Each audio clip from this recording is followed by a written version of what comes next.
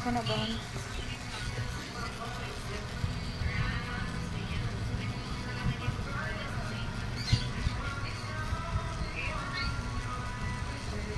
Huwag niya ng katawan mo sa kanya.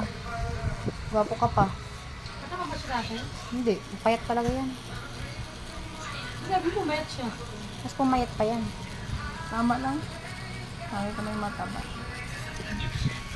Maliit lang katawan yan dati yan. Hindi pa kasi umubog yung katawan niya. Saka hindi naman siya tabahin si Kuya Russell. Hindi Trabaho naman kasi yan, hanggang ano. Mabibigat. Trabaho ka sa akin. Ganyan katawan ni Junjun, di ba? Sabi pa din si Junjun dati, nagtrabaho ko na diyan. Umubog yung katawan ni Junjun. Nagbuhat na mabili sila.